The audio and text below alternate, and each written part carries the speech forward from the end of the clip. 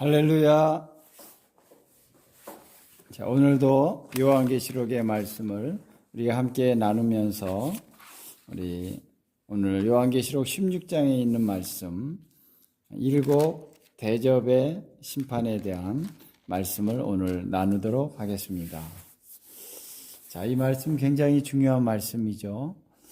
자, 하나님께서 일곱 대접의 심판을 우리에게 내리기 위해서 천사들을 준비시키시는데 천사들을 특별한 옷을 입히고 가슴에 금띠를 띠고 이렇게 하나님의 거룩하고 또 하나님의 충만한 영광 가운데서 이 대접의 심판을 행하고 계시는 것을 볼 수가 있기 때문에 이 심판 굉장히 중요한 의미가 있는 것이죠. 그래서 오늘 16장 전체의 말씀을 우리가 함께 나눠 가도록 하겠습니다. 자, 16장 1절에 보니까 내가 들으니 성전에서 큰 음성이 나서 일곱 천사에게 말하되 너희는 가서 하나님의 진노의 일곱 대접을 땅에 쏟으라 하더라 그랬습니다. 자, 이 성전으로부터 큰 음성이 나왔습니다. 그래서 이것은 하나님의 성전, 주님의 보좌로부터 흘러나오는 그런 강력한 메시지의 음성으로 인해서 이것이 시작되고 있는 것이다 라고 하는 것을 볼 수가 있죠. 그래서 이것은 하나님의 진노라는 것입니다. 하나님의 이 세상을 향한 약한 세력을 향한 하나님의 진노, 그 진노를 일곱 대접에 부으셨다. 우리 지난번에 말씀 보니까 가득히 담았다는 거예요. 하나님의 진노가 그 금대접에 가득히 담겨 있다. 그래서 그것을 이제 땅에 쏟으라라고 명령을 하신 것입니다. 자, 그래서 이제 첫째 대접을 붓는 사건으로부터 시작이 되죠. 2절에 보니까 첫째 천사가 가서 그 대접을 땅에 쏟음에 짐승의 표를 받은 사람들과 그 우상에게 경배하는 자들에게 악하고 독한 종기가 나더라 그랬습니다. 자, 그래서 첫 번째 그런 대접이 부어질 때 어떤 일들이 일어났냐면요.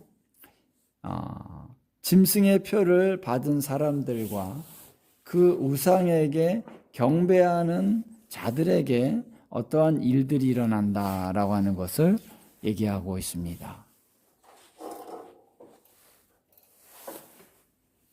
그래서 여기서 우리가 주의해야 될 것은 이 대접의 심판이 누구에게 부어지는가라고 하는 것을 우리가 잘 봐야 되는 것이죠. 여기 짐승의 표를 받은 사람들과 그 우상에게 경배한 자들에게 악하고 독한 종기가 나더라 그랬습니다. 자, 우리는 요한계시록을 볼 때 환난과 재앙이라고 하는 것을 잘 구분해야 됩니다. 재앙도 환난이고 뭐 다 그냥 환난이다 그래가지고 모든 것이 다 환난이라는 말을 쓰면서 우리가 혼란을 주는 경향이 있기 때문이죠. 자, 환난은 무엇입니까? 환난은 악한 자들이 하나님의 백성, 하나님의 사람들을 죽이고 박해하고 고통을 가져다 주는 것이 그것이 환난이다라고 계시록과 또 성경에서는 그렇게 얘기하고 있습니다. 예를 들면 마태복음 24장에서도 큰 환난이 있겠다라고 했을 때 그것은 바로 악한 자들이 이스라엘의 그 예루살렘을 짓밟는 것을 가리켜서 환난이라고 얘기합니다.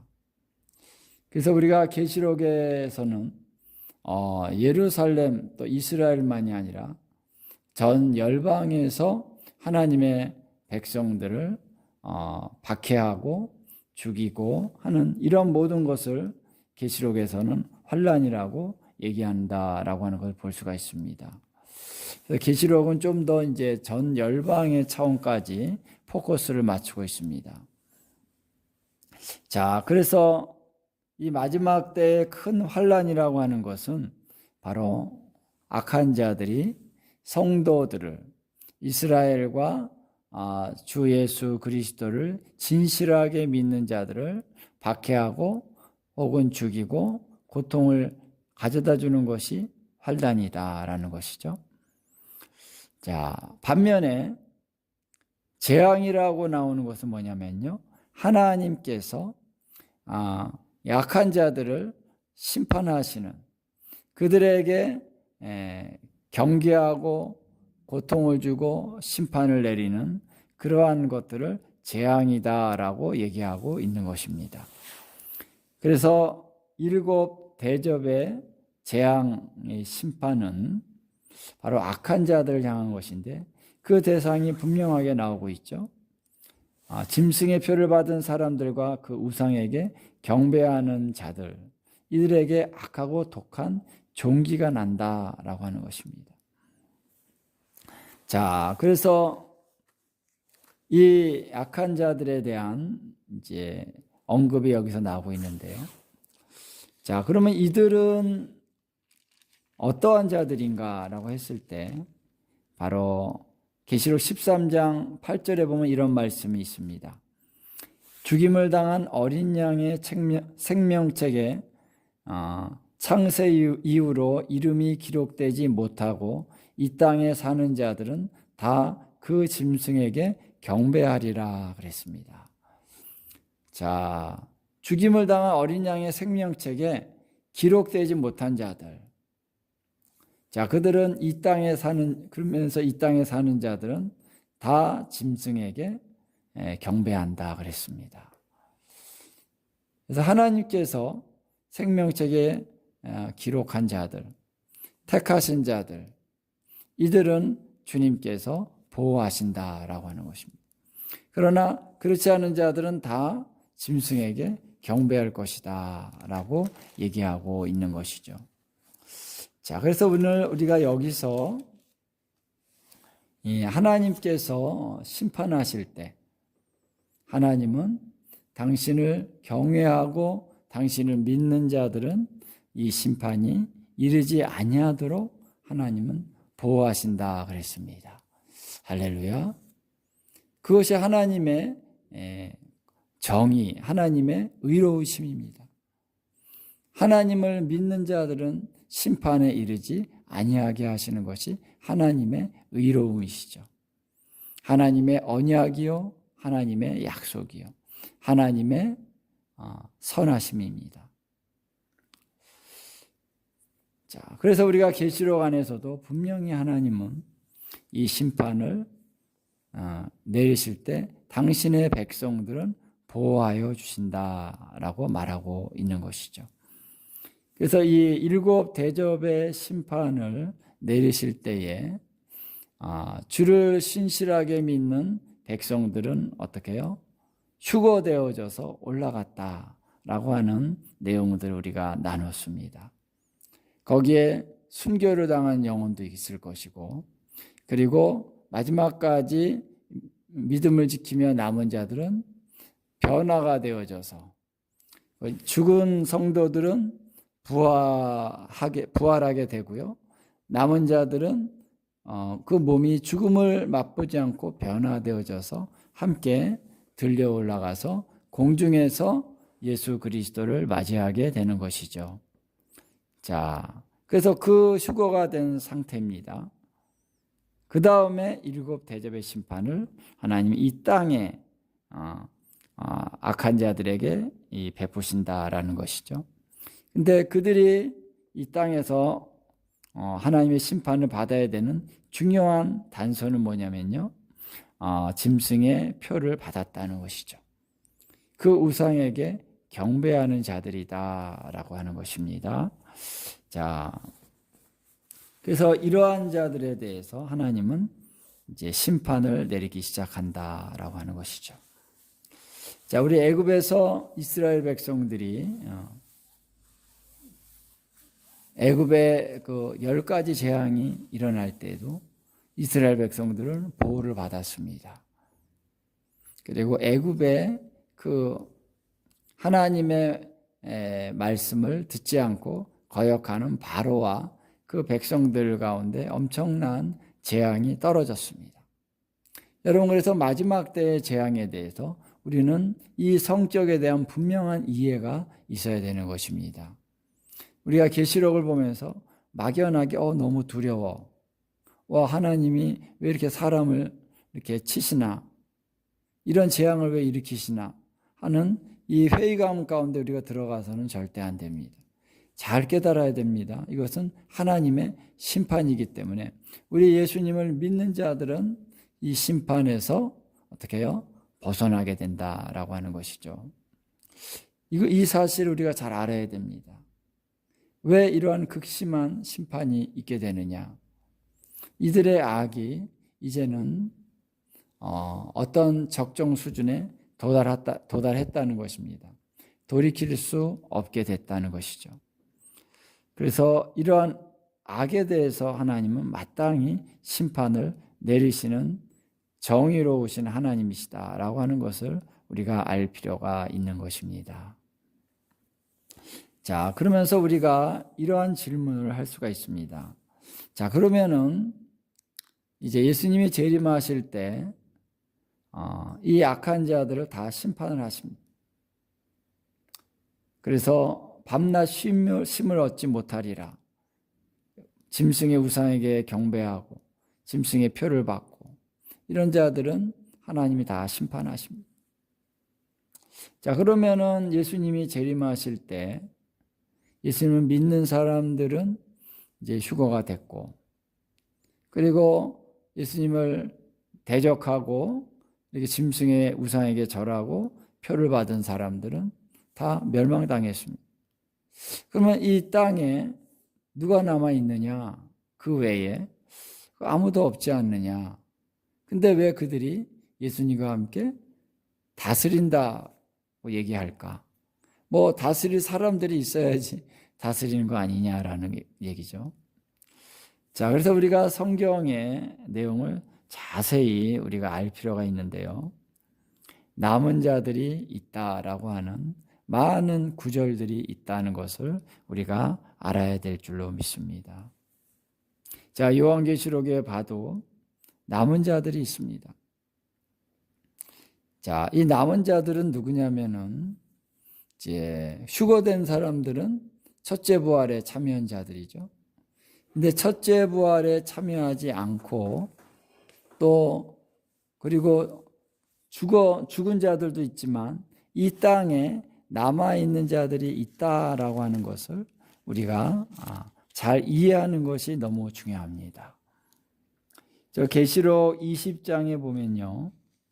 이제 4절에 나오죠. 쭉 나오면서 이들이 살아서 그리스도와 더불어 1000년 동안 왕노릇하니 5절에 그 나머지 죽은 자들은 그 1000년이 차기까지 살지 못하더라.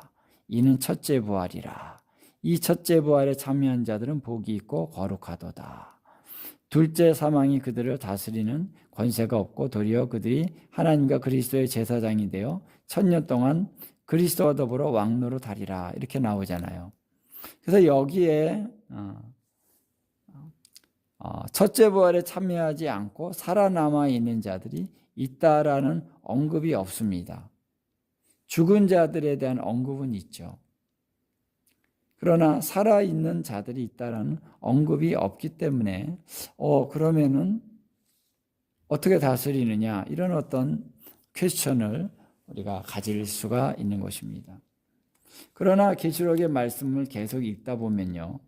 거기 땅의 사방 백성 곧 곡과 마곡을 이 사탄이 이제 1000년 후에 미혹하고 모아서 싸움을 붙이리니 그 수가 바다의 모래 같으리라 그랬습니다. 자, 그래서 9절에 보니까 그들이 지면에 널리 퍼져 성도들의 진과 사랑하시는 성을 두루매 하늘에서 불이 내려와 그들을 태워버리고 그랬습니다. 자, 그래서 우리가 천년 왕국 동안 어떤 모습으로 이 천년 왕국이 진행될 것인가에 대한 이해가 필요합니다. 거기에 이 땅에 백성들이 있다는 것입니다. 그들은 부활의 몸을 입지 않았습니다.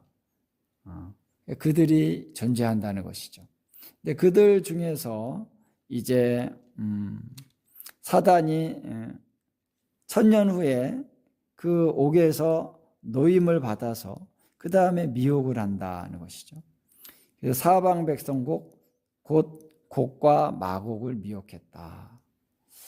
그래서 사방의 백성 가운데 곡과 마곡이라고 하는 이런 명칭을 얘기합니다. 곡은 사람이고 마곡은 땅의 이름인데 혹은 민족의 이름이죠. 마곡도 사람이죠. 이제 노아의 후손 가운데 있는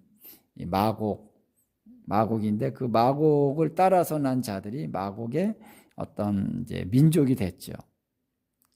그리고 이것이 지명도 있어서 이 마곡 땅이라고 하는 것은 마곡 백성들이 살고 있는 땅이죠.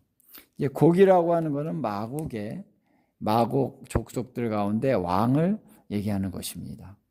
그래서 에스겔서 38, 39장에 보면 이 곡에 대한 얘기, 마곡에 대한 얘기가 나오죠. 근데 이제 마지막 때를 지나서 이제 천년왕국 후에 바로 이 곡과 마곡의 이 사방 백성들이 또다시 일어나서 성도의 진과 사랑하시는 성 두르며 싸움을 한다는 것입니다. 여기 성도들의 진이라는 것은 바로 이 땅에 거룩한 하나님을 섬기는 무리들이 있다는 것입니다. 그래서 사랑하시는 성은 예루살렘을 얘기합니다. 자, 그래서 이 예루살렘에서는 물론 모든 성도들이 거기에 살 것입니다. 악한 자는 들어올 수 없다 그랬습니다. 그런데 이 땅에도 성도들의 진이 있다는 것입니다. 성도들이 이렇게 모여있는 진들이 있고 악한 자들이 사는 땅이 있다는 것입니다. 그래서 이 악한 백성들이 이제 반란을 일으킨다라고 하는 내용이 나오고 있습니다. 그래서 어떠한 모습이 되는지 아주 구체적인 건 없지만 천년왕국 동안에 이 땅에 많은 사람들이 살 것이다 하는 것이죠. 부활의 몸을 입지 않은. 근데 그들 중에 성도로서 하나님을 섬기는 자들이 있고 또 하나님을 섬기지 않는 그런 자들이 있다. 그런데 하나님을 섬기지 않고 믿지 않는 자들이 있는데 그들이 마귀가 미혹할 때는 그들이 바로 이 사랑하시는 성과 성도의 진을 향해서 대적하는 자들이 될 것이다 라고 하는 것입니다. 자, 이것이 요한계시록에 나온 얘기고요. 그리고 다른 구약의 다른 구절 안에서도 이 이방인의 남은 자에 대한 얘기가 나오고 있다라고 하는 것을 볼 수가 있습니다. 자, 스가랴서 14장 16절에 보면요.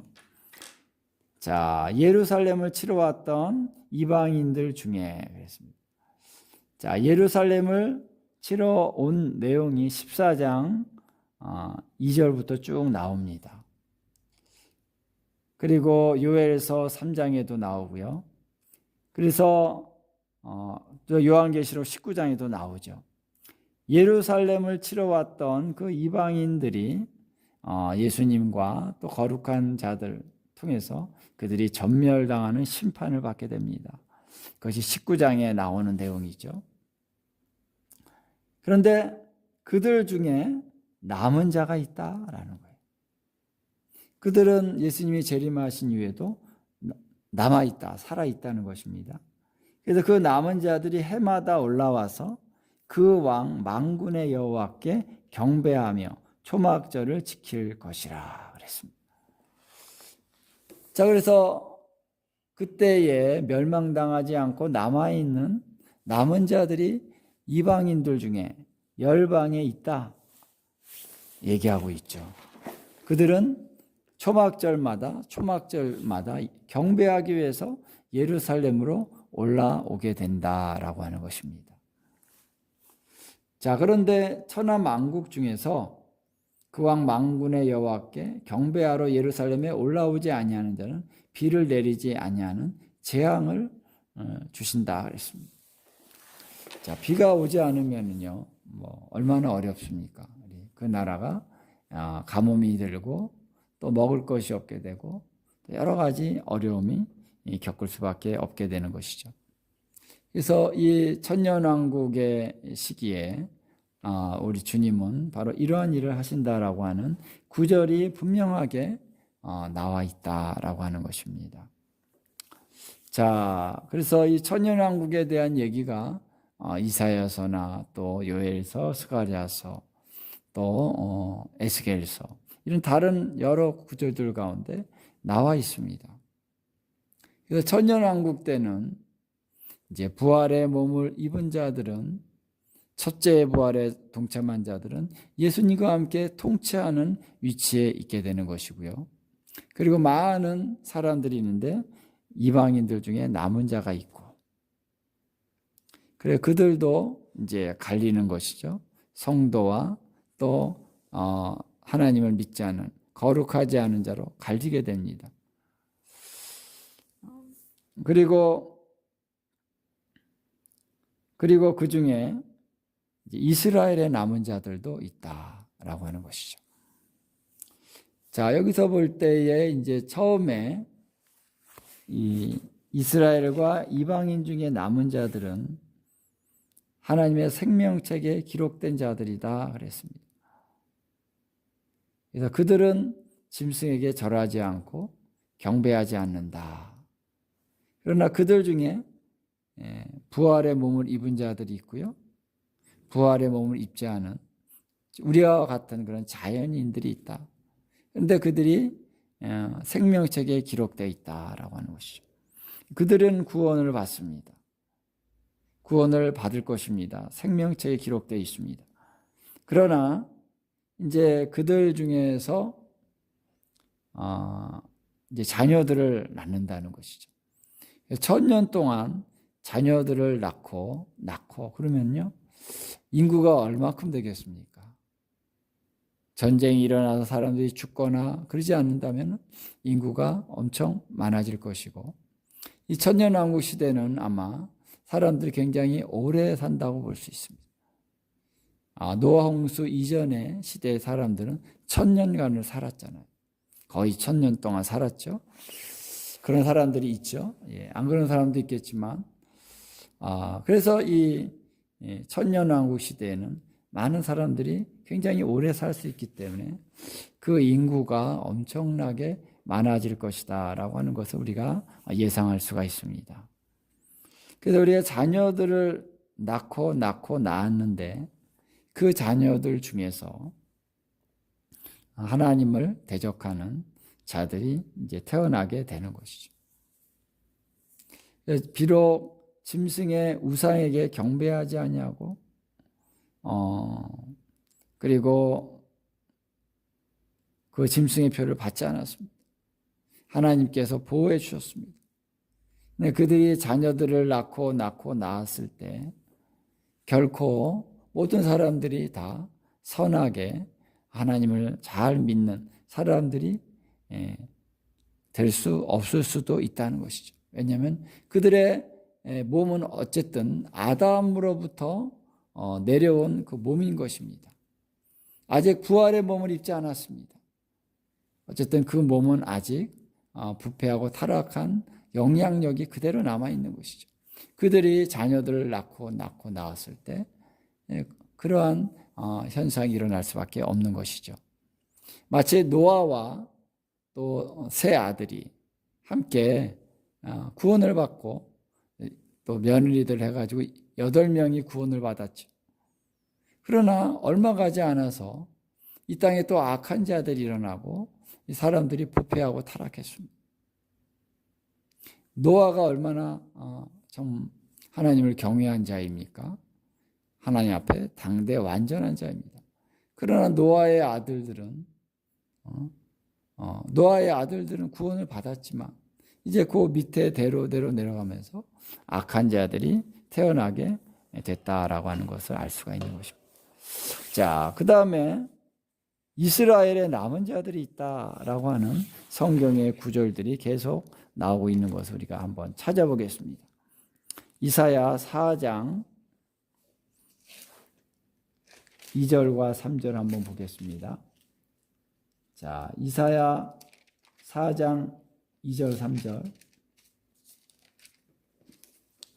자, 그날에 여호와의 싹이 아름답고 영화로울 것이요 그 땅의 소사는 이스라엘의 피난한 자들이 위하여 영화롭고 아름다울 것이며 시온에 남아있는 자 예루살렘에 머물러 있는 자 곧 예루살렘에 있어 생존한 자 중에 그 이름이 기록된 모든 사람은 거룩하다 칭함을 얻으리라 그랬습니다.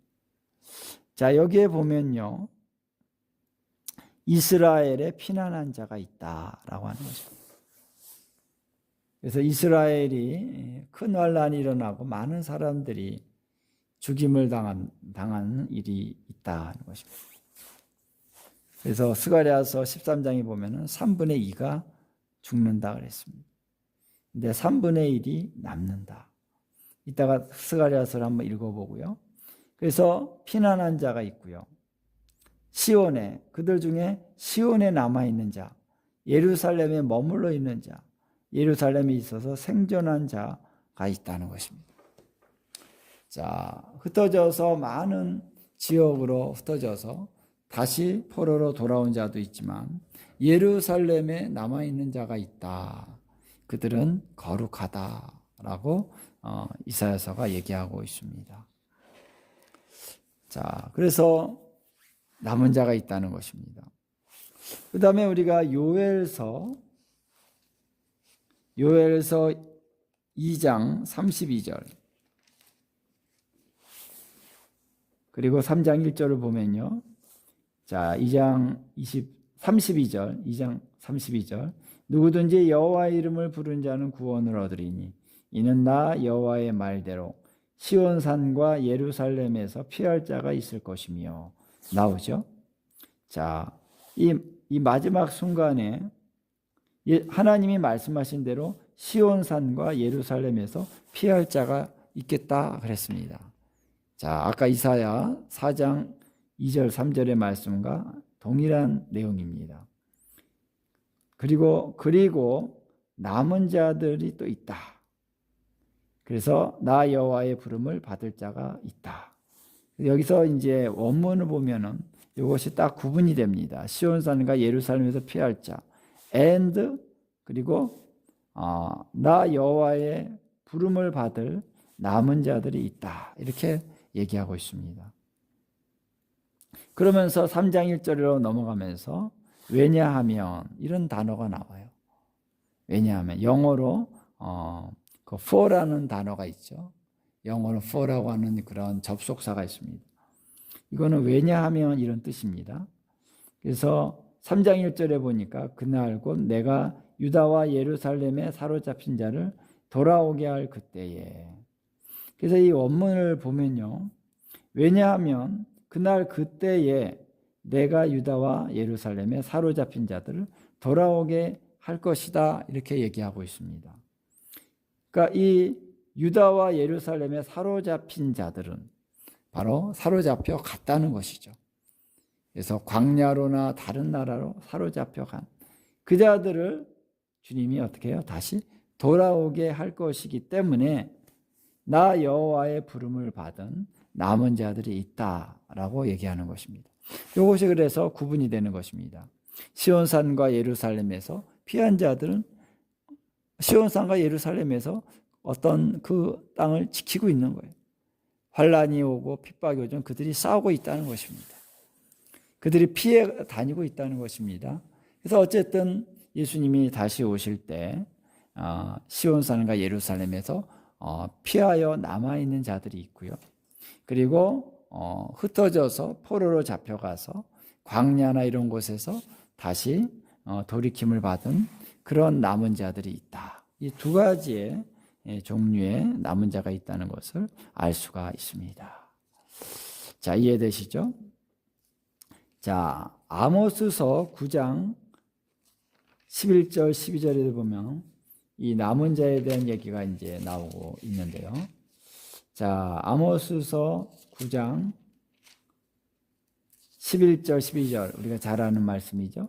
그날에 내가 다윗의 무너진 장막을 일으키고 그 틈을 막으며 그 퇴락한 것을 일으켜서 옛적과 같이 세우고 그들로 에돔의 남은 자와 내 이름으로 일컬음을 받은 만국을 기업으로 얻게 하리라 그랬습니다. 자, 여기 보면요, 에돔의 남은 자가 있다. 그리고 내 이름을 일컫는 만국을 기업으로 얻게 할 자가 있다. 만국이라고 하는 것은 이방인들을 얘기합니다. 자, 이방인들 중에서도 기업을 얻는다는 것은 그들이 이제 어떻게 해요? 이스라엘 땅에서 사는 그런 이방인들이 있다는 것입니다. 그리고 또 에돔의 남은 자가 있다. 그래서 에돔의 남은 자들을 에돔 사람들 중에 남은 자다라고 이렇게 해석을 하는 분들이 있습니다. 근데 성경을 우리가 다른 구절도 이렇게 찾아보면은 이거는 에돔에 있는 이스라엘의 남은 자다라고 하는 것을 알 수가 있는데요. 자, 특별히 미가서 2장을 보면은 그러한 내용들이 나오고 있습니다. 자, 미가서 2장을 한번 찾아보겠습니다. 2장 12절 13절. 자, 미가서 2장 12절 13절입니다.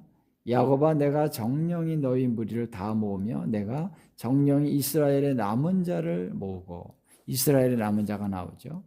그들을 한 처소에 두기를 보스라의 양떼 같게 하며 초장의 양떼 같게 하리니 그들의 인수가 많음으로 소리가 크게 들릴 것이며 길을 여는 자가 그들의 앞서 올라가고 그들은 달려서 성문에 이르러서는 그리로 따라 나갈 것이며 그들의 왕이 앞서 행하며 여호와께서 선두로 행하시리라 그랬습니다. 여기 보니까 이스라엘의 남은 자가 있는데 보스라의 양떼 같게 한다 그랬습니다. 이 보스라가 바로 에돔에 있는 도시죠. 에돔에 있는 수도라고 할 수 있고 도시라고 할 수 있는데 여기에 이 보스라에 바로 많은 이스라엘 사람들이 포로로 잡혀 있겠다라고 하는 얘기가 바로 아모스서 1장에 나옵니다. 1장에 몇 구절에 나오는데요. 자, 그래서 이 에돔 지역에 있는 특히 보스라에 있는 그런 남은 자들을 이제 주님이 데리고 간다는 거예요. 포로를 돌리신다는 것입니다. 그래서 이 13절에 보니까 미가서 2장 13절 그들의 왕이 앞서 행하며 자, 그 남은 자들의 왕 누구십니까? 바로 예수님이시죠. 예수님이 앞서 행하며 여호와께서 선두로 행하시리라. 예수님께서 선두로 행하셔서 이제 그들을 이끌어 오신다. 어디로요? 예루살렘으로 이끌어 오신다는 것입니다. 할렐루야. 자, 그래서 이러한 남은 자들에 대한 얘기가 이제 나오고 있는데요. 이제 스가랴서 13장을 한번 보겠습니다. 스가랴서 13장 8절과 9절 한번 보면요. 자, 여호와가 말하노라 이 온 땅에서 3분의 2는 멸절당하고 3분의 1은 거기 남으리니 내가 그 3분의 1을 불 가운데 던져 은같이 연단하며 금같이 시험할 것이라. 그들이 내 이름을 부르리니 내가 들을 것이며 나는 말하기를 이는 나의 백성이라 할 것이요 그들은 말하기를 여호와는 내 하나님이시라 하리라 그랬습니다. 자, 여기서 보면은 3분의 2가 이제 그 온 땅에서 멸절당한다, 멸망당한다 그랬습니다. 자, 여기서 보면은 이제 온 땅이라고 하는 것은 이스라엘이 이제 있는 그 땅을 얘기하는 것입니다. 그래서 이스라엘에서 이스라엘 백성들이요 3분의 2가 죽는다라고 했습니다. 이 전체 배경이 바로 마지막 예수님의 재림 직전까지의 그런 기간을 얘기하는 것입니다. 자, 그래서 3분의 2가 죽는다. 얼마나 큰 환란이겠습니까? 그렇죠? 이스라엘이 그렇게 죽임을 당할 것이다. 그리고 3분의 1은 거기 남으리니 그랬죠. 그래서 남은 자들이 3분의 1이다라고 하는 것이 스가랴서에 나오고 있는 것입니다. 자, 그래서 예수님께서 재림하여 오실 때에 환난으로 인하여 예수님을 믿는 자들이나 또 특별히 이스라엘 백성들이 죽임을 당할 것이다 라는 것이죠. 3분의 2가 죽임을 당한다. 그리고 3분의 1은 남아서 연단을 받고 거룩하게 되어서 하나님께서 이들은 나의 백성이라 라고 말씀하신다는 것이죠. 그래서 이들이 바로 아모스서 9장 12절에 나오는 바로 에돔의 남은 자다라고 하는 것입니다. 그래서 이들이 대부분이 에돔으로 잡혀간다는 것이죠. 그리고 에돔으로 피난 갔다가 거기서 또 잡히기도 하고, 이 포로된 자들을 주님이 다시 돌아오게 돼서 그들이 이제 이스라엘의 유업이 되리라, 기업으로 얻을 것이라 하는 것에 에돔의 남은 자가 있고, 또 이방인 중에서 여호와의 이름을 일컫는 자들이 또 유업이 된다라고 얘기하고 있죠. 그래서 그들은, 이방인 중에서 유업이 되는 자들은 아마 이렇게 살아서 이 땅에 살아남아 있는 자들 중에서도 이방인들 중에 유업이 돼서 이스라엘 땅에 그 예루살렘에서 사는 자들이 있을 것입니다. 성경이 그렇게 얘기하고 있다고 보는 것이죠. 그리고 또한 휴거되어져서 올라간 그런 자들이 바로 예루살렘에서 함께 살게 되는 것입니다. 자, 이러한 어떤 상황 속에서 이제 천년왕국이 진행이 된다라고 하는 것이죠. 여러분, 그래서 마지막 천년왕국이 어떻게 진행되는지에 대해서 좀 우리가 자세한 얘기들을 하게 될 텐데, 나중에 다시 한번 이 부분을 이제 20장에서 다루게 될 것입니다. 자, 그래서 첫 번째의 대접 심판에서 악하고 독한 종기가 나는데, 바로 짐승의 표를 받고 그 우상에게 경배한 자들, 이들에게 이 첫 번째 재앙이 있게 된다. 그리고 두 번째 재앙은 바다에 대접을 쏟을 때 바다가 곧 죽은 자의 피같이 되니 바다 가운데 모든 생물이 죽더라. 자, 여기서는 바다가 3분의 1이 아니라 모든 바다가 다 해당이 된다라고 얘기하고 있습니다. 그래서 일곱 나팔의 심판 때는 3분의 1이었는데 여기서는요 바다 전체입니다. 그래서 거기에 있는 모든 생물이 다 죽었다. 자, 바다의 모든 생물이 죽으면 어떻게 될까요? 와, 상상을 할 수가 없습니다. 예. 그 다음에 셋째 천사가 대접을 강과 물 근원에 쏟음에 피가 되더라. 자, 강과 물 근원까지도, 그러니까 물 근원이라고 하는 것은 우물이라든가 이 호수라든가 이런 것도 다 어떻게 해요? 피가 된다는 것입니다. 자, 이렇게 완전하게 바다와 모든 물이 다 피가 된 적은 이전에 한 번도 없었을 것입니다. 그래서 엄청난 그런 재앙인 것이죠. 여기에 많은 사람들이 어떻게 고통과 아픔을 겪고 또 죽어나가는 사람도 있을 것입니다. 그래서 5절에 보니까 내가 들으니 물을 차지한 천사가 이르되 전에도 계셨고 지금도 계신 거룩하신 이여 이렇게 심판하시니 의로우시도다. 그들이 성도들과 선지자들의 피를 흘렸으므로 그들에게 피를 마시게 하신 것이 합당하나이다 그랬습니다. 자, 하나님의 심판이 왜 피 심판이냐? 성도들과 선지자들의 피를 흘렸기 때문이다. 무고한 피를 흘렸기 때문이다 라고 하는 것을 표적으로 보여주시는 것이다 라고 하는 것입니다. 그래서 하나님의 재앙은요, 먼저 성도들을 향한 그 환난이 오고 또 박해가 있고 죽임당하는 일들이 있고 난 다음에 하나님의 재앙의 심판이 오는 것입니다. 그래서 바로 이것이 이 재앙이 피의 재앙이 합당합니다라고 말하고 있는 것이죠. 그랬더니 이제 7절에 제단이 말을 합니다. 제단은 바로 심판을 위한 죄를 없애는 것이 제단인데 심판은 죄를 없애는 것입니다. 그래서 제단에서 이렇게 얘기합니다. 그러하다. 주 하나님 곧 전능하신 이시여 심판하시는 것이 참되고 의로우시도다. 자, 하나님의 심판은요, 참되고 의로우십니다. 우리가 심판에 대해서 어떤 우리 안에 이러한 마음을 가질 수가 있습니다. 하나님이 왜 이렇게 극심한 심판을 주시나? 왜 인간들을 이렇게 죽이시나?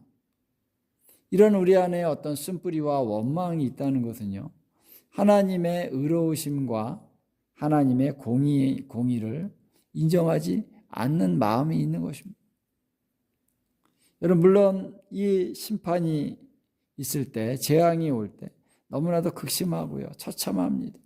안타깝습니다. 그러나 이 심판은 의로우신 거라는 거예요. 이 심판은 참된 것입니다. 진리이며 그리고 정의로운 것이고 공의로운 것이다. 여러분, 심판이 있어야만 하는 것입니다.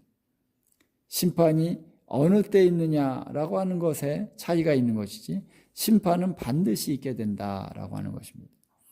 그러나 우리 하나님은 참으로 자비로우시고 긍휼이 풍성하시기에 심판을 안 하시는 것이 아니라 심판을 유보하시고 타이밍을 더 많은 시간을 주시는 것입니다. 왜? 회개할 기회를 주시는 것이 하나님의 그런 자비하심이요 긍휼하심이지 심판을 안 하시는 것이 하나님의 자비와 긍휼이 아니라는 것입니다. 그런데 우리에게는 심판이 없지 않습니까? 그렇습니다. 그러나 우리가 심판이 없을 수 있는 것은 예수님이 심판을 당하셨기 때문에 우리가 없는 것입니다. 그래서 하나님은 공의하시고 하나님은 사랑이신 것이 십자가에서 다 함께 이루어진 것은 예수님께서 우리가 당해야 될 심판을 당하셨기 때문이다 라고 하는 것입니다. 그래서 우리가 분명하게 알아야 되는 것은 하나님은 심판을 하셔야 된다. 그것이 하나님이 공의로우신 것이고 정의로운 것이고 사랑의 하나님은 심판을 안 하시는 하나님이 아니시라. 사랑의 하나님, 그러나 하나님은 심판을 하셔야 됩니다. 그냥 죄를 그냥 놔둘 수는 없는 것입니다. 그냥 놔둬 보십시오. 어떻게 됩니까? 이 세상이 다 죄로 물들어지면 우리가 이런 생각을 해보십시오. 하나님을 믿는 사람들이 다 죄를 짓고 다 악을 행해요. 거기에 진정한 의미가 있을 수는 없는 것이죠. 하나님은 사랑이시기 때문에 이 죄를 막으셔야 됩니다. 그래서 심판을 내리셔야 되는데, 그러나 우리 인간들이 하나님 앞에 회개하고 돌아올 기회를 주시기 위해서 하나님은 길이 참으신 것입니다. 오랫동안 참으신 것입니다. 그래서 때가 되면 하나님의 심판이 이루어지는데, 자, 심판하시는 것이 참되고 의로우시도다. 악한 일에 대해서는 반드시 심판이 이루어져야 됩니다. 그래야 그 나라가 정의로운 나라가 된다라고 하는 것이죠. 자, 그래서 이제 세 번째 대접, 그 다음에 네 번째 대접은, 자, 해에 이 대접을 쏟을 때 해가 권세를 받아 불로 사람들을 태우니 사람들이 크게 태워진지라. 이 재앙을 행하는 권세를 가지신 하나님의 이름을 비방하며 또 회개하지 아니하고 주께 영광을 돌리지 아니하더라 그랬습니다. 자, 여기 보면은 이제 사람들이 하나님의 이름을 비방합니다. 재앙을 행하는 하나님을 향해서 그들은 비방합니다. 회개하지 아니합니다. 주께 영광을 돌리지 아니하더라.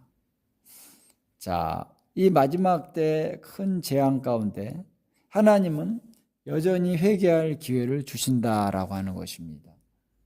이 7 대접의 심판이 일어나는 그 순간까지도 하나님은 회개할 기회를 주십니다. 근데 그들이 회개하지 아니한다.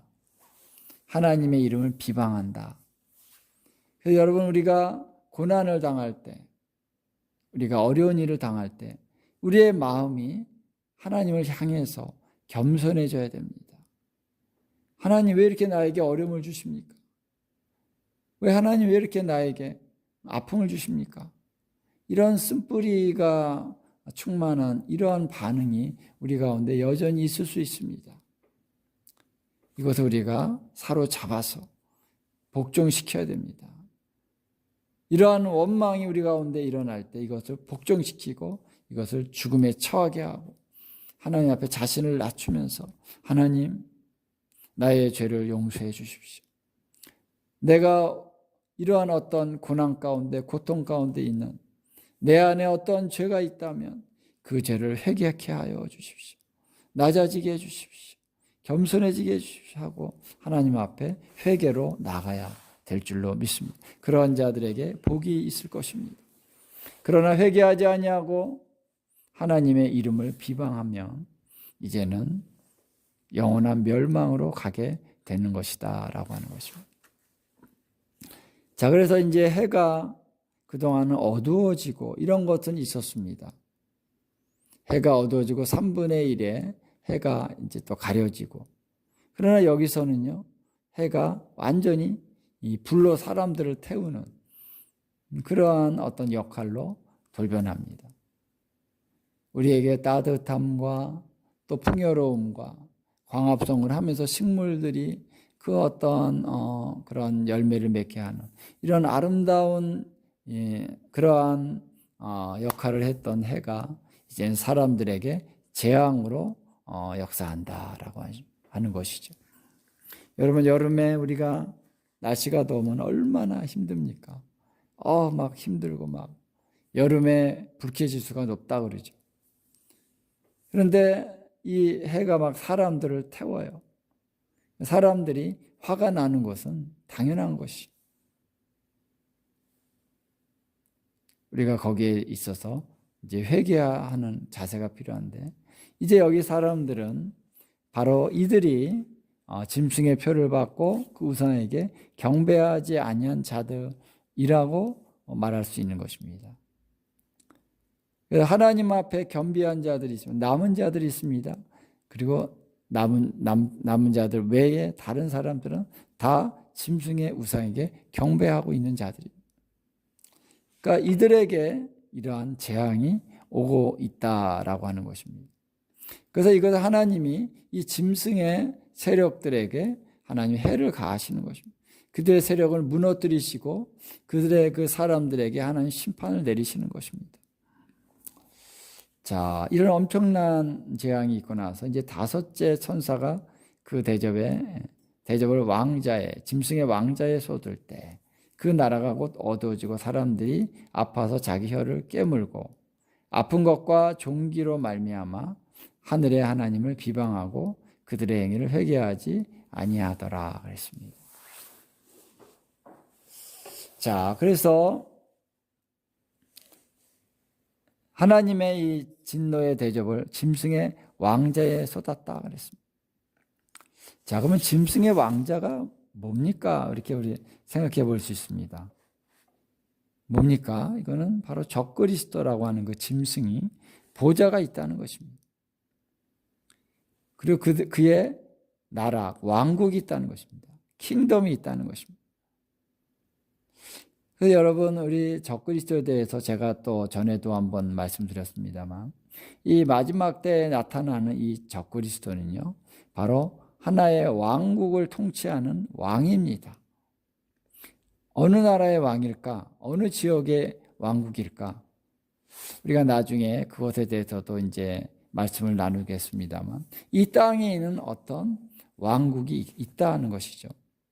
그리고 그 짐승과 그 왕국과 함께 동맹하는 10뿔의 나라들이 있다는 것입니다. 10뿔의 왕들이 있고요. 그 나라가 있고. 그래서 짐승과 함께 연합해서 어린 양 대신 예수 그리스도를 대적하는 그들이다라고 하는 것입니다. 그들의 바로 거기에 어둠이 오고 사람들이 아프고 그리고 종기가 나고 이런 일들이 있는다라는 것이죠. 그래서 그 짐승의 왕국이 이제 초토화되는 것입니다. 그러나 여전히 그들이 하늘의 하나님을 비방하고 그들의 행위를 회개하지 아니하더라라고 말을 하고 있는 것이죠. 자, 그래서 이러한 이제 다섯째 심판이 이제 있고 나서 대접의 심판이 있고 나서 이 여섯째 대접을 이제 나타나고 있는데요. 여섯째 대접을 큰 강 유브라데 소돔에 그랬습니다. 자, 그래서 이 여섯째 대접의 심판은 좀 독특합니다. 이 대접을 큰 강 유브라데에 쏟을 때 강물이 말라서 동방에서 오는 왕들의 길이 예비되었다라고 하는 구절이 나오죠. 자, 그래서 이 구절에 대해서 우리가 좀 세밀한 우리 해석이 필요합니다. 자, 큰 강 유브라데라고 하는 것은 이제 터키 쪽에서 발원해서 이렇게 이제 서쪽으로 먼저 흘러갑니다. 가다가 남쪽으로 가다가 이 시리아 쪽에서 다시 동쪽으로 흐르기 시작합니다. 그러면 거기가 이라크죠. 시리아에서 동쪽으로 흘러서 이라크로 가면서 나중에 이제 걸프만으로 이제 들어가게 됩니다. 그래서 이 유브라데 강이 흐르는 그 하류 지점에 거기에 바벨론이 있는 것이죠. 바벨론이 그 유브라데 강에서 얼마 떨어지지 않은 곳에 바벨론 시티가 있게 되는 것이죠. 그리고 이제 하류 지역에서는요, 그 북쪽으로 티그리스 강이 이렇게 나란히 흐르다가 어느 지점에서 티그리스 강과 유브라데 강이 만납니다. 그래서 이렇게 걸프만으로 들어가게 되는 것이죠. 그래서 강이 굉장히 길어요. 이렇게 구불구불해서 서쪽으로 갔다가 남쪽으로 갔다가 다시 동쪽으로 가서 이렇게 가는 강인데 어떻게 보면 굉장히 긴 강입니다. 이 강을 통해서 그 지역이 굉장히 풍요로운 땅인 것이죠. 그래서 그 이라크 그 지역이 옛 바벨론 그 땅이 굉장히 비옥한 땅이고 그래서 풍요로운 땅입니다. 그런데 거기에 강이 이제 말라서 강이 드러난다라고 하는 것이죠.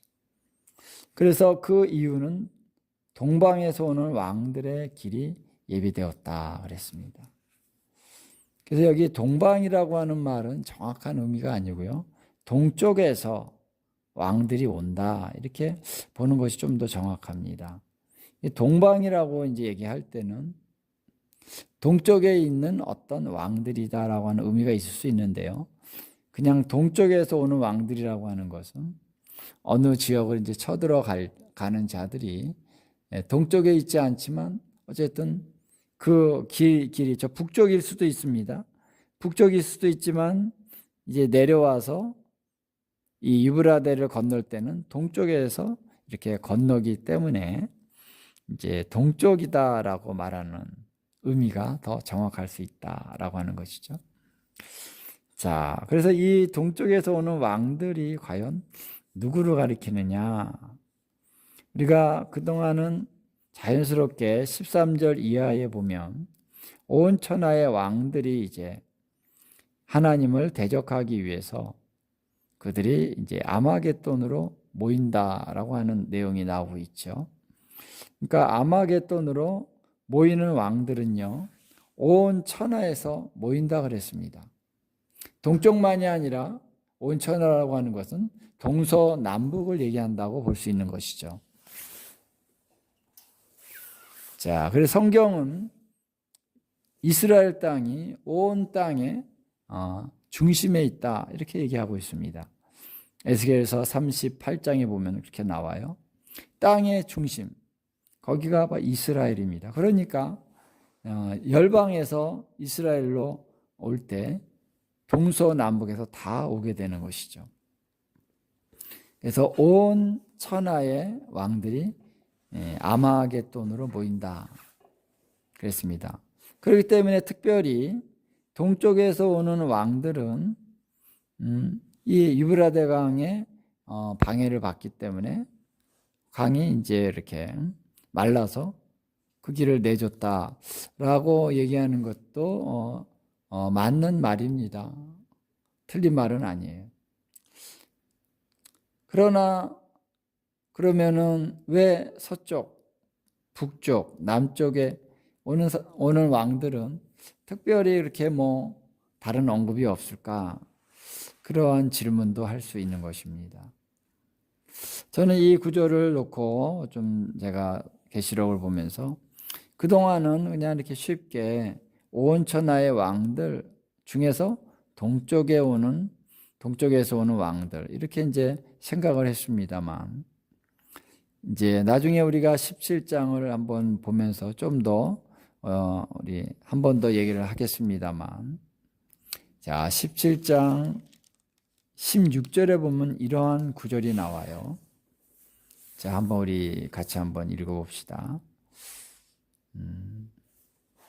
17장 16절. 17장은 이 바벨론에 대한 얘기입니다.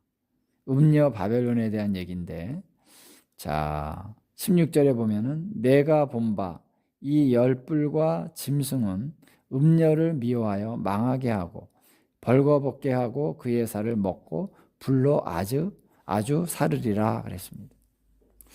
굉장히 이제 열불 또 짐승, 음녀 이런 어떠한 다소 상징적인 표현들을 여기서 쓰고 있습니다. 그리고 미워하고 망하게 하고 벌거벗게 하고 살을 먹고 불로 아주 사르고, 아주 어떤 그런 이제 짐승이 열불과 함께 나타나서 음녀를 이제 막 이렇게 막 살을 먹고, 얼마나 이게 추악하고 그런 어떤 장면입니까? 이런 것으로 이제 얘기를 했는데, 이것의 어떤 실체적인 그런 내용은 무엇일까라고 했을 때, 자 18장에 바벨론에 대한 얘기가 또 다시 나오고 있는데요.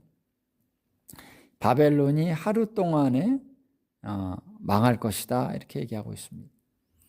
하루 동안에 그 재앙이 이르는데 8절 한번 보면요. 18장 8절. 그러므로 하루 동안에 그 재앙들이 이르리니 곧 사망과 애통함과 흉년이라. 그가 또한 불에 살라지리니 그를 심판하시는 주 하나님은 강하신 자이심이라 그랬습니다. 여기 보면요. 바벨론이 어떻게 멸망을 당하느냐, 어떤 재앙이 오느냐, 첫 번째 사망이라 그랬습니다. 여기 아까 7장 16절을 보면은 첫 번째 망하게 하고 그랬습니다. 사망이죠. 그 다음에 18장 8절에 보니까 애통함은 그가 벌거벗게 하고, 그러니까 수치를 당한다는 것이죠. 그래서 애통합니다. 그것이 벌거벗게 하고, 그 다음에 흉년이라고 하는 것은 기근이 오고, 기근이라기보다는 이제 그 모든 농작물들을 다 쓸어가고 그 농작물들 다 황폐케 했기 때문에 더 이상 농작물이 이렇게 날 수 없는 상황이 됐다는 것이죠. 그것을 17장 16절에 보면요. 그의 살을 먹었다 이렇게 얘기하고 있습니다. 그 다음에 네 번째 불에 살라지리니 그랬죠? 그래서 여기 17장에 보면 불로 아주 사르리라. 이 네 가지 얘기가 17장 16절과 18장 8절에 보면 이렇게 똑같이 나옵니다. 그래서 이게 똑같다는 걸 알 수가 있죠. 그러니까 바벨론이 어떻게 멸망당하느냐면은 사망과 애통함과 흉년 그리고 불로 살라지는 이러한 심판을 당하는데, 그러면 어떻게 하나님이 이 심판을 내리실 것이냐라고 했을 때 우리 17장 16절의 말씀과 같이 열불과 짐승을 통해서 이러한 심판을 바벨론에 하나님이 내리게 하신다라고 하는 것을 알 수가 있습니다. 자, 과거 이스라엘을 침략했던 그 바벨론이 멸망당할 때도 하나님이 메대 족속을 사용하셨습니다.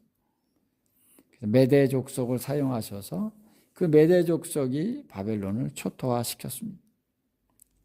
이제 마지막 이 바벨론의 멸망도 하나님이 짐승과 바로 열불을 사용하셔서 이렇게 심판을 내리실 것이다 라고 하는 것을 이 말씀들을 통해서 우리가 이렇게 엿보면은 우리가 알 수가 있습니다. 자, 그래서 이 동쪽에서 오는 왕들이다 라고 하는 것은 바로 열불과 짐승의 그런 군대다라고 볼 수 있는 것이죠. 그래서 동방에서 오는 왕들, 그들이 바벨론을 침략하기 위해서 동쪽에서 온다는 것입니다. 그래서 바벨론을 멸망시키는 그 타이밍이 언제냐면 바로 이때라고 하는 것이죠. 바벨론이 왜 멸망을 당하고 왜 바벨론을 열불과 짐승이 미워해서 그들을 이렇게 초토화시키는가?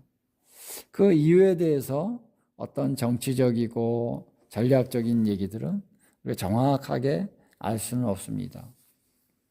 그러나 그 전에는 이 짐승의 세력과 이 바벨론의 세력이 같이 결탁을 했습니다. 하나가 됐습니다. 함께 하나님을 대적하고 그리스도를 대적했습니다. 그 결탁을 했다라고 하는 얘기를 어떻게 알 수 있냐면은 바로 음녀가 짐승을 탔다. 짐승을 이제 그 등에 탔다는 것이죠. 그래서 그러한 얘기들을 보면은 둘이 결탁했다는 것입니다.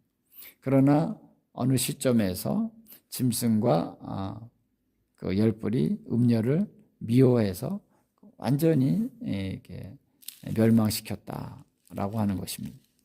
하나님께서 심판을 내리실 때 사용하는 방법이 이런 방법이 많이 있는 것이죠. 자, 그래서 이러한 재앙이 있게 되는데 그것을 바로 16장 12절에 동방에서 오는 왕들의 길이 예비되었다라고 표현하고 있다라고 볼 수 있는 것입니다.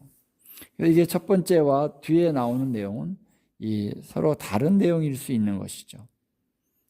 똑같이 이것이 똑같은 흐름에서 일어나는 일일 수도 있고 또 다른 의미일 수도 있는데 여기서 동방에서 오는 왕들의 길이 예비되었다고 했을 때 이들이 이제 바로 바벨론을 초토화시키는 왕들이다라고 하는 것입니다. 그리고 나서 이제 또 그들이 또 예루살렘을 쳐들어가게 된다라고 볼 수 있는데 예루살렘은 이제 마지막으로 쳐들어가려고 하는 이러한 그런 과정이 어떻게 이루어지냐면요. 여기 나온 것처럼 먼저 개구리 같은 새 더러운 영이 용의 입과 짐승의 입과 거짓 선지자의 입에서 나오게 됩니다. 이 개구리의 더러운 영이죠. 그들은 14절에 보니까 귀신의 영이라 그랬습니다. 그래서 이적을 행하여 온 천하 왕들에게 가서 하나님 곧 전능하신 이의 큰 날에 있을 전쟁을 위하여 그들을 모으더라. 이 귀신의 영들이 온 천하의 왕들에게 간다라고 하는 것입니다. 그래서 그들을 모으게 한다. 그래서 구체적으로 어떻게 그들이 모을지 이거에 대해서는 여기서 나오지는 않습니다. 그러니까 이런 부분에 대해서는 우리가 정확하게 알 수는 없습니다만 단지 여러 가지 의미에서 우리가 추정해 볼 수 있을 따름인 것이죠.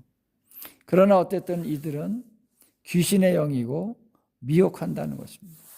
온 천하의 왕들에게 가서 미혹을 함으로써 그들이 이제 바로 재림하여 오시는 그 예수 그리스도를 대적하기 위하여 예루살렘을 초토화시키기 위하여 이들은 다 모여지게 된다라고 하는 것입니다.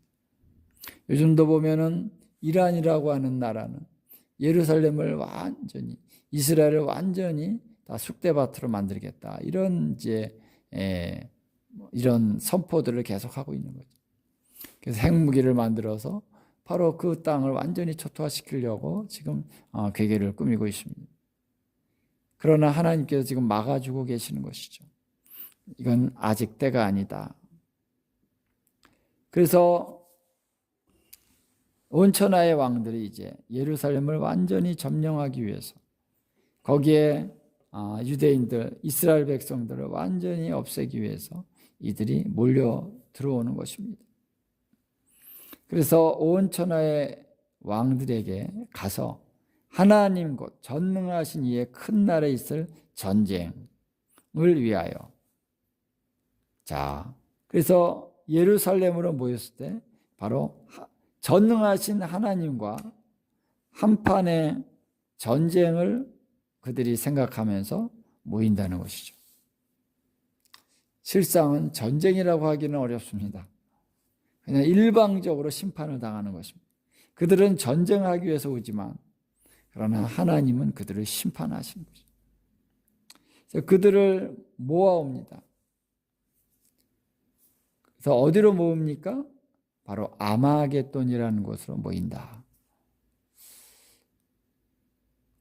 그래서 15절에 보니까 내가 도둑같이 오리니 누구든지 깨어 자기 옷을 지켜 벌거벗고 다니지 아니하며 자기의 부끄러움을 보이지 아니하는 자는 복이 있도다 그랬습니다. 자, 예수님께서는 도둑같이 오리라 라고 얘기했을 때 특별히 이 시점에서 그것이 강조되고 있는 것입니다. 그러나 또 지금도 우리가 적용될 수는 있어요. 우리가 깨어있지 않고 그냥 방심하고 안일한 태도로 살고 있다면 도둑이 와서 훔쳐갔는데도 모를 수도 있는 것처럼. 근데 주님은 도둑과 같이 아주 은밀하고 어떤 그런 신속하게 주님은 임하신다라고 하는 것입니다. 깨어 있어야만 된다라고 하는 것을 강조하는 것이죠. 그래서 이제 이 도둑같이 오리라고 하신 말씀은 바로 예수님이 가까이 오셨다는 것입니다.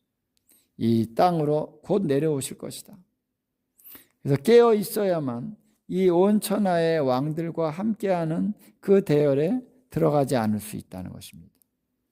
이 대열에 들어가는 자는 완전히 전멸당한다라고 하는 얘기가 나오고 있기 때문에 하나님을 대적하는 자리에 깨어 있는 자들은 거기에 가담할 수 없는 것입니다. 그래서 깨어 있어야 된다. 16절에 새 영이 히브리어로 아마겟돈이라는 곳으로 왕들을 모으더라. 히브리어로 아마겟돈은 하르, 무기또 이런 뜻입니다. 그래서 하르라고 하는 것은 이제 산이라고 하는데 이스라엘 산은요 아주 높은 곳만 산이라고 하지 않고 약간 언덕 같은 이런 것들도 다 산이라 그래요. 그러니까 무기또의 산들 했을 때 그건 어떤 막 산악지대, 우리가 말하는 산악지대라기보다는 이렇게 약간 올라간 약간의 그 고원지대 같은 그런 지역입니다. 거기는 그냥 들이라고 얘기해도 상관이 없는, 이스라엘에 가면 바로 이러한 넓은 들과 같은 땅이 거기 무기또 근처에 이렇게 펼쳐져 있습니다. 그래서 그 땅에서 엄청나게 정말 많은 농업이 이루어지고 있고요. 많은 농산물들이 거기서 이제 생산이 되고 있는 것이죠. 그러니까 여기는 전 세계에서 많은 군대가 와도 거기에 다 이제 진영을 갖출 수가 있는, 그리고 대열을 갖출 수가 있는 그러한 지역이다라고 하는 것입니다. 자, 이때 몇 명이 거기에 모일까요? 아마 수많은 사람들이, 수많은 무기들이 거기 한데 결집해서 올 것입니다. 자, 그러면 거기에 엄청난 그런 넓은 땅이 있어야 되는데 있다는 것입니다. 자, 그들이 결집해가지고 아마겟돈에서 싸우는 것이 아닙니다. 제가 많은 영상들을 봅니다. 이 아마겟돈에서 막 싸웁니다. 그러나 성경은 정확하게 보면은 아마겟돈에서 싸우는 게 아닙니다. 이들이 어디로 올라가냐면요, 예루살렘으로 올라가는 거예요. 예루살렘에 올라가서 예루살렘을 침략합니다. 거기서 스가랴서 14장에 보면요, 거기서 침략하여 이스라엘 사람들이 고통을 당하는 장면이 나옵니다. 14장 1절에 보니까, 자, 여호와의 날이 이르리라. 그날에 내 재물이 약탈되어 너희 중에서 나누이리라.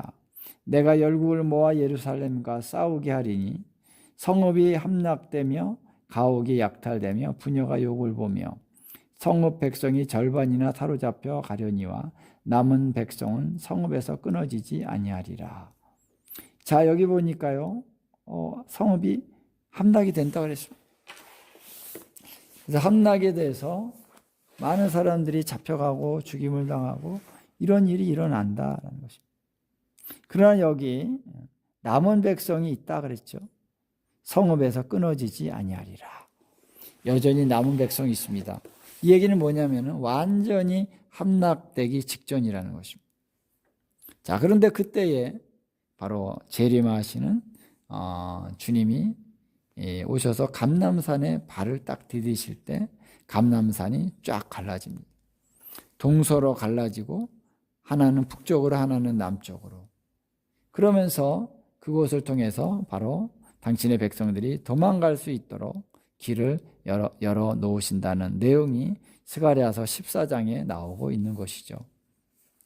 자, 여기서 제가 얘기하는 것은 뭐냐면요, 아마겟돈으로 모인다고 해도 싸움은 예루살렘에서 한다는 것입니다. 그리고 나서 이제 이 이방의 군대들을 예루살렘이 아닌 거기서 좀 남쪽으로 내려오는 어느 지역에, 거기가 바로 여호사밧 골짜기입니다. 여호사밧 시대에 거기 이방인들을 전멸시켰던 바로 그 지역이라고 보는 것입니다. 그 여호사밧 골짜기에서 이방인의 그 군대들을 완전히 전멸하시는 장면이 이제 선지서나 요한계시록에 나오고 있다라고 하는 것입니다. 자, 이해되시죠? 그래서 아마겟돈으로 일단 모이게 하는 것까지가 6째 대접의 심판의 내용입니다. 자, 그 다음에 이제 7째 대접을 공중에 쏟음에 큰 음성이 성전에서 보좌로부터 나서 이르되,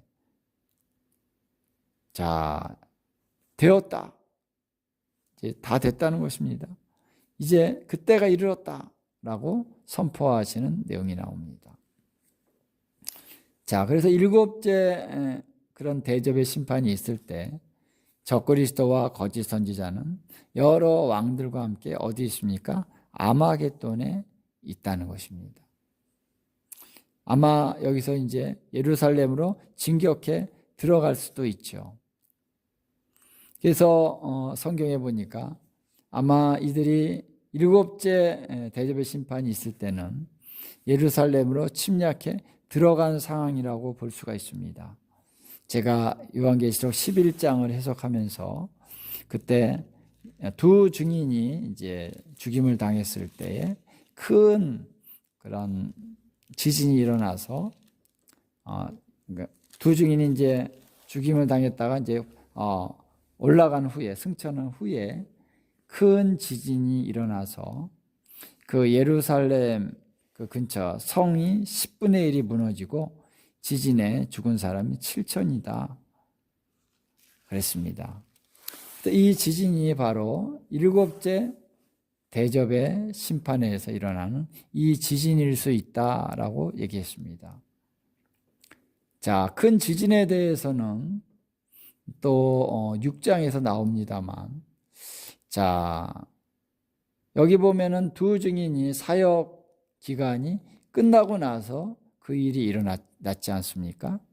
그러면 두 증인의 사역 기간에 1260일이 끝난 시점은 우리가 이해할 때 전 3년 반 끝 무렵이나 후 3년 반 끝입니다. 중간일 수는 없습니다. 여러 가지 이제 성경의 내용들을 종합해 보면 이 마지막 1260일이 끝나는 시점이 중간일 수는 없다는 거예요. 전 3년 반이 끝나는 시점이나 아니면 후 3년 반이 끝나는 시점이어야 된다. 그렇다면은 여섯째 인이 떼어질 때의 큰 지진은요, 이렇게 끝 무렵이 아닙니다. 그것은 중간입니다. 그것이 해당될 수는 없고, 그렇다면 큰 지진이 해당되는 것은 바로 후 3년 반일 수밖에 없다. 이런 얘기들을 우리가 할 수 있는 것이죠. 자, 그래서 후 3년 반에 큰 지진이 일어나는 그러한 재앙이 이제 있는데요. 18절에 보니까 번개와 음성들과 우레소리가 있고 또 큰 지진이 있어 얼마나 큰지 사람이 땅에 있어 온 이래로 이같이 큰 지진이 없었더라 그랬습니다. 그래서 가장 최고의 큰 지진이 일어났습니다. 자, 그래서 이 지진이 일어났는데 19절에 보니까 큰 성이 세 갈래로 갈라지고 그랬습니다. 여기 큰 성이 어느 성을 얘기할까요? 자, 11장에 보면은 예루살렘 성이라고 우리가 볼 수 있는 거룩한 성이죠. 거룩한 성이 거기서 이제 큰 성이다 이렇게 표현이 되고 있습니다. 예루살렘이 큰 성이죠. 그러나 여기서 말하는 큰 성은 바로 바벨론을 얘기하는 것입니다. 자, 큰 성 바벨론이 무너졌다 이런 얘기가 14장에부터 쭉 나오고 있습니다. 14장에 보면은 큰 성 바벨론. 그래서 바벨론이 이제 큰 성인데 그 성이 세 갈래로 갈라졌다. 단순한 지진 정도가 아니라 갈라졌다는 것은 땅이 꺼진다는 것이죠. 땅이 쭉쭉 갈라지고 그래서 지진 정도가 아니라 갈라진다는 것입니다. 자, 여기서 우리가 엿볼 수 있는 것은 뭐냐면요. 이 바벨론이 자, 여섯 번째 대접의 심판에서 바로 짐승과 그런 열불의 공격을 받아서 초토화가 됩니다. 그래서 아까 18장 8절에 보면 이 내용이 나오는 것이에요. 사망과 애통함과 흉년과 또한 불에 살라지는 이 심판으로 이제 망하게 됩니다. 그러나 이제 18장을 보면 나중에 한 번 더 얘기하겠습니다만 여기에 이제 바다에 완전히 빠뜨려지는 돌과 같다라고 하는 말씀이 나옵니다. 18장 21절을 보면은 자, 이에 한 힘센 천사가 큰 맷돌 같은 돌을 들어서 바다에 던져 이르되 큰 성 바벨론이 이같이 비참하게 던져져 결코 다시 보이지 아니하리로다 그랬습니다. 자, 이것은 뭐냐면은 잠긴다는 것이죠. 여러분 보통 지진이 일어난 다음에 무엇이 있습니까? 쓰나미가 닥치는 것이죠. 그런데 이제 여기에 보면은 이 성이 갈라진다 그랬습니다. 세 갈래로 갈라지면 이 갈라진 틈새는 더 낮아지는 것이죠. 쓰나미가 이렇게 닥칠 때 이 쓰나미가 이 갈라진 틈을 타고 들어와서 바로 이 바벨론 성을 완전히 덮칠 수 있는 그런 상황들을 여기서 얘기하고 있는 것입니다. 자, 여러분 이제 바벨론이라고 하는 이 지역을 한번 봅시다. 그 지역이 그렇게 고도가 높지 않습니다. 계속 유브라데강, 티그리스강이 흘러가기 때문에 거기가 이렇게 낮아져 있어요. 그래서 거기에 어떤 이제 그 모래나 이런 것들이 쓸려 내려가면서 하류가 좀 이렇게 좀 확장되어 있는 그런 모양새를 띠고 있는 것이죠. 그렇기 때문에 그 땅이 갈라지고 이제 쓰나미가 일어나면요, 그 땅은 바다에 이렇게 덮쳐진다라고 하는 것입니다. 그러니까 이 군대의 짓밟음으로 말미암아 완전히 초토화된 것으로 끝나는 것이 아니라 거기 물이 완전히 덮여가지고 이제는 뭐 초토화 정도가 아니라 완전히 붕괴돼 버린다는 것이죠. 완전히 잠겨버린다. 그래서 바벨론의 멸망은 아주 철저하게 하나님께서 완전히 무너져 버리고 완전히 붕괴돼 버리게 하신다라고 하는 것을 우리가 성경을 통해서 볼 수가 있는 것입니다. 자, 그리고 큰 성이 세 갈래로 갈라지고 만국의 성들도 무너지니, 그래서 많은 민족들, 열방들, 그 나라들의 성들도 무너진다 그랬습니다. 이 지진은 엄청난 지진입니다. 그래서 각 나라의 성들이 하나님을 대적하고 교만하여서 자기들의 부를 자랑하고 자기들의 권력을 자랑하고, 하나님 없이도 우리는 이 세상에서 유토피아를 이룰 수 있다 이렇게 생각하면서 살아왔던 그 모든 이방의 그 성들이 어떻게 해요? 무너져 내릴 것이다 그랬습니다. 자, 하나님께서 물론 보호해 주시는 성읍이 있을 거라고 봅니다. 그런데 하나님을 대적한 모든 성들은 이제 무너집니다. 그래서 큰 성 바벨론이 하나님 앞에 기억하신 바 되어 그의 맹렬한 진노의 포도주 잔을 받으매 그랬습니다. 자, 그래서 오늘 저는 그런 생각을 많이 해요. 거리를 지나가면서 엄청나게 높은 빌딩들이 있잖아요. 그리고 바다에 그 세워진 그 긴 그 다리 얼마나 편리합니까? 엄청나게 높고 어떤 정말 장대한 그런 건물들, 건축물들, 지진이 일어나면은 다 무너질 텐데, 지금은 우리가 약한 지진에는 무너지지 않고 있죠. 그러나 그때에 가장 최고의 지진이 일어날 때 그 모든 것들이 다 무너질 것이다 라고 하는 것입니다. 왜 무너집니까? 이미 하나님 안에서는 이 땅과 이 모든 것들은 다 바뀌어져야 됩니다. 새 하늘과 새 땅이 될 것입니다. 그래서 하나님께서 이 바벨론적인 이 세상적인 가치관으로 인하여 세워진 그런 땅들을 다 심판하십니다. 우리 20절에 보니까 각 섬도 없어지고 산악도 간데 없더라. 6장에 보면요, 섬들이 옮겨지고 바다도 산도 이렇게 옮겨진다 그랬습니다. 근데 여기서는 섬이 없어진다 그랬습니다. 산악도 간데 없더라. 자, 어떤 지형의 변화가 있다는 것입니다. 지각 변동이 있다는 것입니다. 그래서 이 사건이 일어난 다음에 이제 세계의 지도는 완전히 바뀔 것입니다. 어떤 섬이 없어질지 우리는 정확히 알 수 없습니다. 그 섬들이 다 없어지고 산악도 간데가 없어진다. 그래서 이제 지형에 놀라운 변화가 있을 것입니다.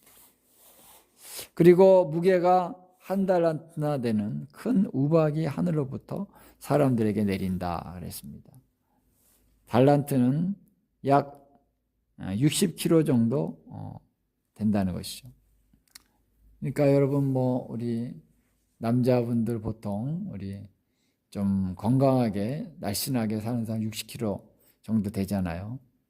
사람 한 사람의 이제 무게 정도 되는 그 큰 무거운 달란트 달란트, 한 달란트나 되는 그 우박이 하늘에서 내려온다는 것입니다. 와, 여러분 뭐 조금만 그런 우박이 내려도 얼마나 힘듭니까? 요즘에 우박이 커져가지고요, 막 주먹만한 우박이 내린다 그러죠. 여러분 그런 우박 내리는데 사람이 지나가다가요, 맞아 죽죠. 예, 머리에 한번 맞아 보면 완전히 죽는 거죠. 이게 뭐 머리는 이렇게 피해 가다도 여기 뭐 어깨나 이 등이나 이런데 우박 맞으면요, 완전히 멍들죠. 자, 그런데 한 달란트 되는 이 우박, 사람이 이거를 맞으면 그냥 그 자리에서 즉사합니다. 하늘에서 떨어지니까 얼마나 이게 속도가 빠르고 그 무게가 가중되겠습니까? 그래서 사람들이 그 우박의 재앙 때문에 하나님을 비방하고 그 재앙이 심히 크미러라. 하나님을 비방한다 그랬습니다. 그래서 이 멸망 가운데 처하는 사람들은 계속해서 하나님을 비방하게 된다라고 하는 것이죠. 자, 이렇게 7가지의 대접의 심판의 내용이 쭉 나왔습니다. 자, 그래서 이것은 하나님께서 3가지의 시리즈, 7인, 7나팔, 7대접, 이 3가지의 재앙을 단계적으로 내리셨는데 점점 강해집니다. 점점 빨라집니다. 그래서 이 아마 대접 심판은 굉장히 빠르게 진행이 될 것입니다. 그리고 나서 이제 예수님께서 이제는 심판을 위해서 이 땅에 내려오시는 사건이 계시록 19장에 나오고 있는 것이죠. 자, 그래서 이때에 어떤 일들이 어떻게 이루어질 것인가?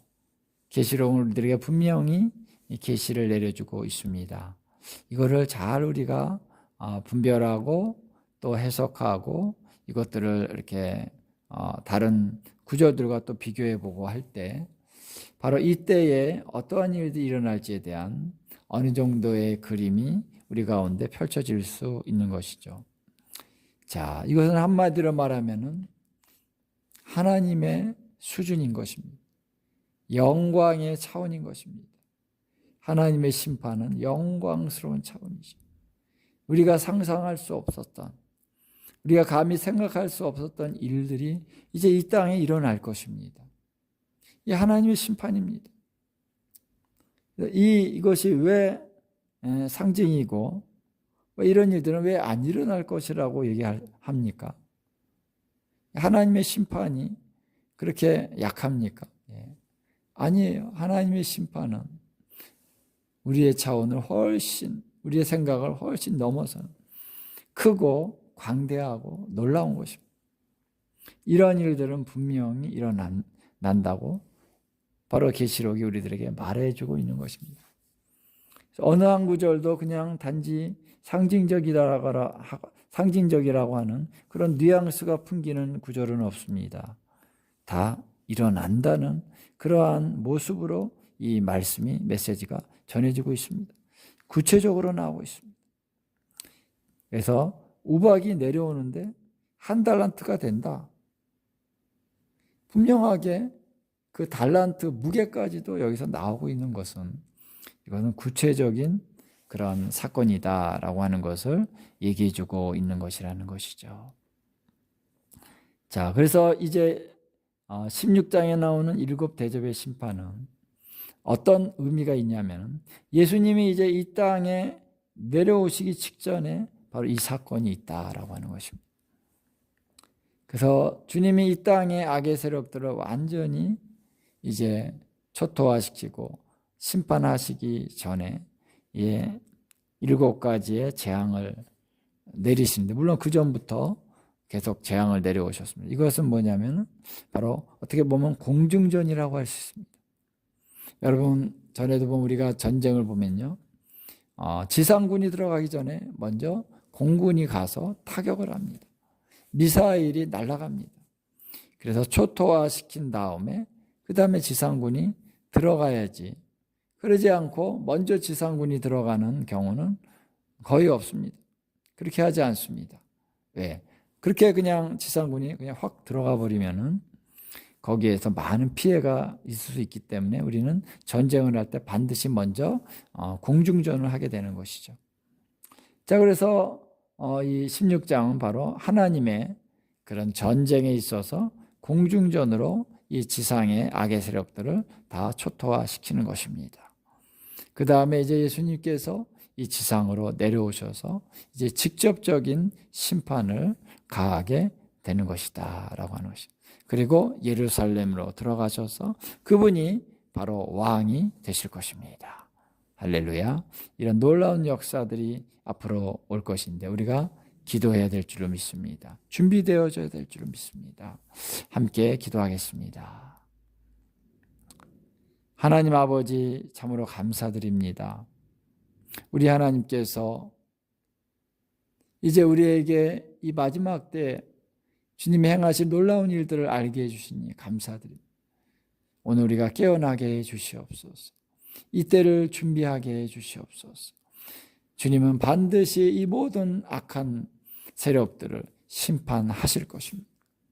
우리 하나님은 의로우시며 우리 하나님은 진리이시며 우리 하나님은 그 약속의 말씀을 결코 패하지 아니하시고 반드시 이루실 것입니다.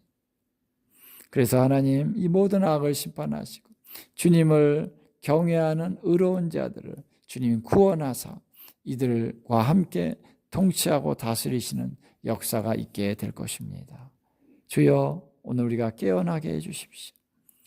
하나님, 이 땅에 멸망당할 이 세상의 가치관, 세상의 사람들의 모든 것들을 우리가 따라가지 않게 해주시고 우리가 깨어서 주님의 나라의 영광을 위해서 우리 자신을 드리는 저희 자신이 되어질 수 있도록 하나님 함께하여 주시옵소서. 이 땅에 많은 고통을 당하는 이 세상을 따라가면서 거기에서 묶임을 받고 또 하나님 아픔을 겪고 그러면서도 회개하고 주께로 돌아올 줄 모르는 많은 사람들이 있습니다. 주여 긍휼히 여겨 주시옵시고 우리 주님 하나님의 구원하심으로 수많은 영혼들 주께로 돌아올 수 있도록 우리 하나님 역사해 주십시오. 큰 부흥을 일으켜 주십시오. 주님 회개의 영을 부어 주십시오. 성령으로 충만한 역사가 있게 해 주십시오.